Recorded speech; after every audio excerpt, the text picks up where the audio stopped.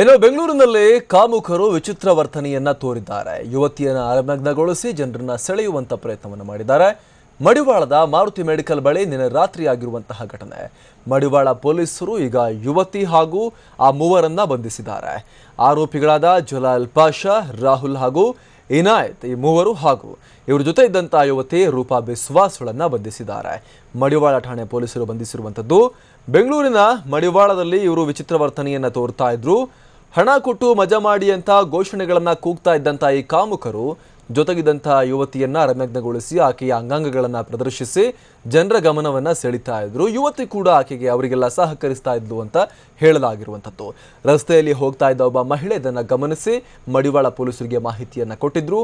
ತಕ್ಷಣ ಸ್ಥಳಕ್ಕೆ ಬಂದಂತಹ ಪೊಲೀಸರು ಇವರನ್ನ ಈಗ ಕರ್ಕೊಂಡು ಹೋಗಿ ವಿಚಾರಣೆಗೆ ಒಳಪಡಿಸಿದ್ದಾರೆ.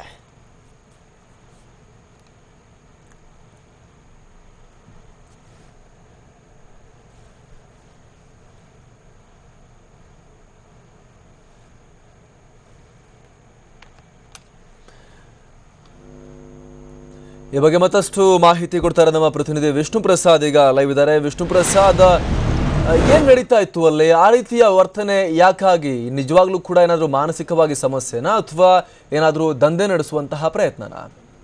ಹೌದು ಅಮರ್ ಪ್ರಸಾದ್, ನಿನ್ನೆ ರಾತ್ರಿ ಸುಮಾರು 12:45 ವೇಳೆಯಲ್ಲಿ ಒಂದು ಘಟನೆ ನಡೆದಿರುವಂಥದ್ದು. ಬೆಂಗಳೂರಿನ ಮಡಿವಾಳ ಮುಖ್ಯ ರಸ್ತೆಯಲ್ಲಿ ಬರುವಂತಹ ಮಾರುತಿ ನಗರ ಕ್ರಾಸ್ ರೋಡ್ ಇದೆ. ಈ ಕ್ರಾಸ್ ರೋಡ್ ಬಳಿ ಇರುವಂತಹ ಒಂದು ಬಾಲಾಜಿ ಮೆಡಿಕಲ್ಸ್ ಅದರ ಮುಂಭಾಗದಲ್ಲಿ ಒಂದು ಘಟನೆ ನಡೆದಿರುವಂಥದ್ದು. ಯುವತಿಯನ್ನು ಹರನಗ್ನಗೊಳಿಸಿ ರಸ್ತೆ ಬದಿ ನಿಲ್ಲಿಸಿದಂತಹ ಮೂವರು ಯುವಕರು ಆಕೆ ಸುತ್ತುವಂತಹ ಕೆಲಸವನ್ನು ಕೂಡ ಮಾಡ್ತಾಯಿದ್ರು. ಮತ್ತು ರಸ್ತೆಯಲ್ಲಿ ಹೋಗ್ತಿದ್ದಂತಹ ಎಲ್ಲ ವಾಹನಗಳನ್ನು ತಡೆಯುವಂಥ ಕೆಲಸವನ್ನು ಮಾಡಿ ದುಡ್ಡು ಕೊಡಿ ಮಜಾ ಮಾಡಿ ಅನ್ನೋ ರೀತಿಯಲ್ಲಿ ಎಲ್ಲರಿಗೂ ಸಹಿತ ತಡೆದು ನಿಲ್ಲಿಸುವಂಥ ಕೆಲಸವನ್ನು ಕೂಡ ಮಾಡಿದರು. ಇದರಿಂದ ಸಾಕಷ್ಟು ಜನ ಅವರಿಂದ ದೂರ ಹೋದಂಥ ಸಂದರ್ಭದಲ್ಲಿ ಸಹಿತ ಓರ್ವ ಮಹಿಳೆ ಮಾತ್ರ ಗಾಡಿಯನ್ನು ತಡೆದು ನಿಲ್ಲಿಸಿದ ಸಂದರ್ಭದಲ್ಲಿ ಅದನ್ನು ನೋಡಿ ತಕ್ಷಣ ಆಕೆ ಪೊಲೀಸರಿಗೆ ಮಾಹಿತಿಯನ್ನು ಕೂಡ ನೀಡಿರುವಂಥದ್ದು. 100ಗೆ ಕರೆ ಮಾಡಿ ಮಾಹಿತಿ ನೀಡಿದಂತಹ ಮಹಿಳೆ ಅಲ್ಲಿಗೆ ಮಡಿವಾಳ ಪೊಲೀಸರು ಸಹಿತ ಸ್ಥಳಕ್ಕೆ ದೌಡಾಯಿಸಿ ಬಂದಂತಹ ವೇಳೆಯಲ್ಲಿ ಪೊಲೀಸರ ಜೊತೆನೂ ಸಹಿತ ಆ ಮೂವರು ಅನುಚಿತವಾಗಿ ವರ್ತಿಸಿರುವಂಥದ್ದು. ಈ ಸಂದರ್ಭದಲ್ಲಿದ್ದಂತಹ ಮಹಿಳಾ ಪೊಲೀಸರು ಆ ಯುವತಿಯನ್ನು ರಕ್ಷಣೆ ಮಾಡುವಂಥ ಕೆಲಸವನ್ನು ಕೂಡ ಮಾಡಿ ಅದಾದ ಬಳಿಕ ಈ ಮೂವರು ಆರೋಪಿಗಳನ್ನು ಈಗ ವಶಕ್ಕೆ ಪಡೆದು ವಿಚಾರಣೆ ನಡೆಸುವಂತಹ ಕೆಲಸವನ್ನು ಕೂಡ ಮಾಡಿದರು. ಇನ್ನು ಇವರೆಲ್ಲರೂ ಸಹಿತ ಕುಡಿದ ಮತ್ತಿನಲ್ಲಿ ಇಂತಹ ಕೃತ್ಯವನ್ನು ಎಸಗುತ್ತಿದ್ರು ಅಂತೇಳಿ ಅಲ್ಲಿರುವಂತಹ ಸ್ಥಳೀಯರು ಹೇಳ್ತಿರುವಂಥದ್ದು. ಅದಲ್ಲದೆ ಈ ರೀತಿ ಕೃತ್ಯ ಆದಂತಹ ಬಳಿಕವೂ ಸಹಿತ ಅವರನ್ನ ವಿಚಾರಣೆ ಮಾಡಿದಂತಹ ಸಂದರ್ಭದಲ್ಲಿ ಈ ಹಿಂದೆನೂ ಸಹಿತ ಇದೇ ರೀತಿ ಕುಡಿದ ಮತ್ತಿನಲ್ಲಿ ಸಾಕಷ್ಟು ಕಡೆ ಗಲಾಟೆ ಮಾಡಿದಂತಹ ಆರೋಪಗಳು ಇವರ ವಿರುದ್ಧ ಇರುವಂಥದ್ದು.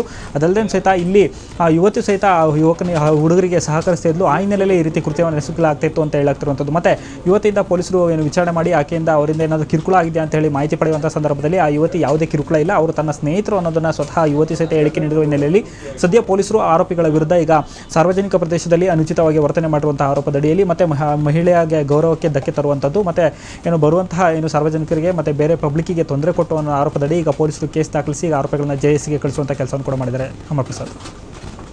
ವಿಷ್ಣು ಪ್ರಸಾದ್, ಆ ಯುವತಿ ಅವ್ರ ಜೊತೆಗಿದ್ದಂತಹ ಯುವತಿ ಯಾರು? ಆಕೆ ಹಿನ್ನೆಲೆ ಬಗ್ಗೆ ಏನಾದರೂ ಮಾಹಿತಿ ಗೊತ್ತಾಗಿದೆಯಾ? ಯಾಕೆ ಅವ್ರಿಗೆ ಸಹಕರಿಸ್ತಾ ಇದ್ಲು, ಯಾಕೆ ಅವ್ರ ಜೊತೆಗಿದ್ಲು ಆಕೆ ಅಂತ? ಅಮರ್ ಪ್ರಸಾದ್, ಇದಕ್ಕೆ ಸಂಬಂಧಪಟ್ಟಂತೆ ಈಗಾಗಲೇ ಪೊಲೀಸರ ಬಳಿ ವಿಚಾರಣೆ ಮಾಡುವಂಥ ಸಂದರ್ಭದಲ್ಲಿ ಯುವತಿ ಅವರ ಸ್ನೇಹಿತರು ಅಂತಲೂ ಗೊತ್ತಾಗಿರುವಂಥದ್ದು. ನಿನ್ನೆ ರಾತ್ರಿ ಸುಮಾರು 9 ಗಂಟೆಯಿಂದಲೂ ಸಹಿತ ಅವರ ಜೊತೆನೇ ಇದ್ದಂಥವ್ರು. ಅವರು ಕೋರಮಂಗಲದ ಒಂದು ಬಾರ್ಗೆ ಹೋದಂಥ ಸಂದರ್ಭದಲ್ಲಿ ಕೋರಮಂಗಲದಲ್ಲಿ ಒಂದು ಪಬ್ನಲ್ಲಿ ಎಲ್ಲರೂ ಸಹಿತ ಪಾರ್ಟಿಯನ್ನು ಕೂಡ ಮಾಡಿದ್ದಾರೆ. ಅದಾದ ಬಳಿಕ ಕಂಠಪೂರ್ತಿ ಕುಡಿದಂತಹ ಬಳಿಕವೇ ಈ ರೀತಿಯ ಒಂದು ಕೃತ್ಯ ಎಸಗಿದ್ದಾರೆ. ಅದಾದ ಬಳಿಕ ಅವರು ಮಡಿವಾಳಕ್ಕೆ ಬಂದು ಮಾರುತಿ ನಗರದ ಅಲ್ಲಿ ಎಲ್ಲರೂ ಸಹಿತ ವಾಸ ಇರುವಂಥದ್ದು ಸಹಿತ ಈಗ ಪೊಲೀಸರಿಗೆ ತನಿಖೆಯಲ್ಲಿ ಪತ್ತೆ ಆಗಿರುವಂಥದ್ದು. ಆ ವೇಳೆಯಲ್ಲಿ ಕುಡಿದ ಮತ್ತಿನಲ್ಲಿ ಈ ರೀತಿ ಒಂದು ಕೃತ್ಯ ಎಸಗಿದ್ದಾರೆ ಅನ್ನೋದನ್ನ ಸ್ವತಃ ಪೊಲೀಸರು ಸಹಿತ ಹೇಳ್ತಿರುವಂಥದ್ದು. ಮತ್ತು ಆ ಯುವತಿ ನೊಂದಿರುವಂತಹ ಯುವತಿ ಏನಿದ್ಲು ಆಕೆನೂ ಸಹಿತ ಸಂಪೂರ್ಣವಾಗಿ ಡ್ರಿಂಕ್ಸ್ ಕೂಡ ಮಾಡಿದ್ಲು. ಈ ನೆಲೆಯಲ್ಲಿ ಅವ್ರು ಏನು ಮಾಡಿದ್ರು ಸಹಿತ ಆಕೆ ಅವ್ರ ಜೊತೆನೇ ಇದ್ರು ಅನ್ನೋದನ್ನ ಈಗ ಪೊಲೀಸರು ಹೇಳ್ತಿರುವಂಥದ್ದು.